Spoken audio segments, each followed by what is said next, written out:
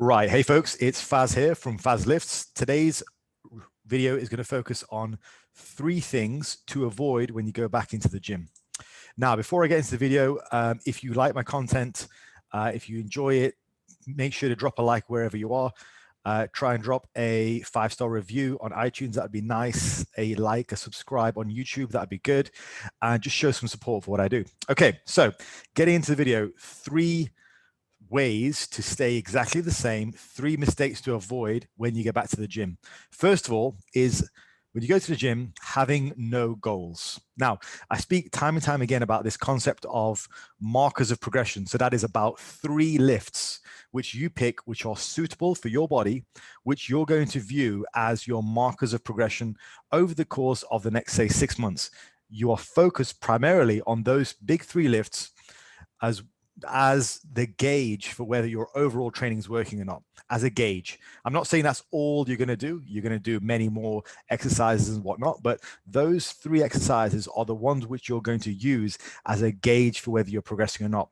And so that should be roughly a push, a pull, and a legs. So a sample big 3 for you might be a bench press, a chin up, and a squat. Another big 3 could be a deadlift, a leg press, and a bench press. It could be a squat, a chin, and a dip. You get the idea, right? A push, pull legs, something that's suitable for your body type.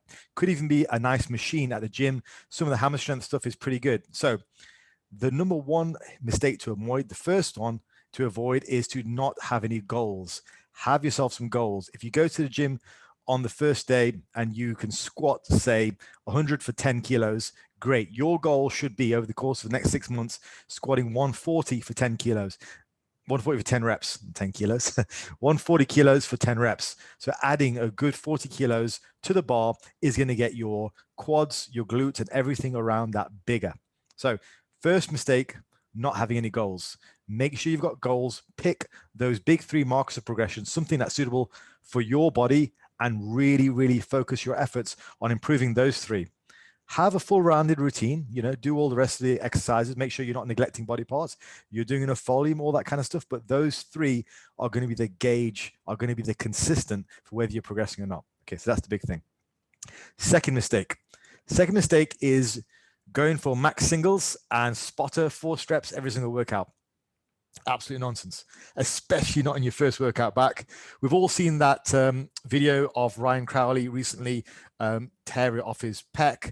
We've all heard of examples in our hometowns of guys coming back after a lockdown layoff and blowing off their pecs for life and disfiguring themselves for life, basically. Don't do that, okay? And what exactly is a single going to tell you? What is a 4-step going to tell you? You don't need to know that. It's not there for building muscle. You want to be getting stronger in that 6 to 12 rep range. So second big mistake is overly focusing on your single rep strength, on your maximum strength, and on forced reps. No point whatsoever. You don't need those. All you need to do is set a baseline for strength in the 6 to 12 rep range. And going back to the first point, improve on that over the course of the next 6 months. That is the key.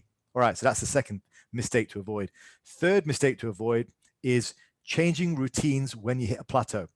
So let's say we're back at the gyms Monday. You've been in the gyms for a few months. Things are going well. You're training. You've taken my advice. You've got your markers of progression. You've avoided from singles and 4 reps. You're just getting stronger in that 6 to 12 rep range. You're doing great. Then all of a sudden, you start to grind to a halt. You start to hit a plateau. You're like, crap, what do I do now? You know what I better do? I better change my routines. I'll get a new big 3. No, that is not the time to do that. The first time you hit a plateau, that is not the time to change your routines. Drill that into your skull. The first time you hit a plateau, that is not the time to change your routines.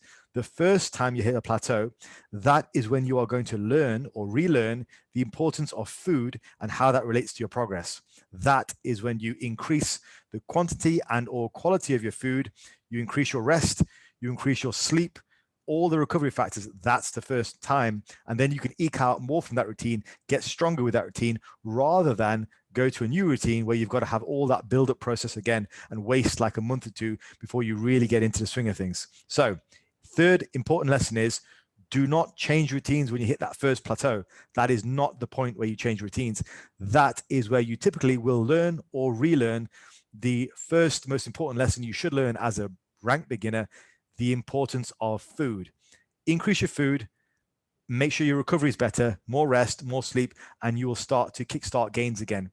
At that stage in the future, then if you hit another plateau 1 or 2 months down the line, that's when you potentially might consider changing routine. But you should eke out as much from every routine as possible, because the goal is to get stronger for that 6 to 12 rep range with an effective small pool of exercises. Right, so those are the big 3 mistakes. Now, if you have found that content useful, if you've got a question of your own, please do comment down below, and some of the questions I will turn into videos of their own. All right, take care. Thanks.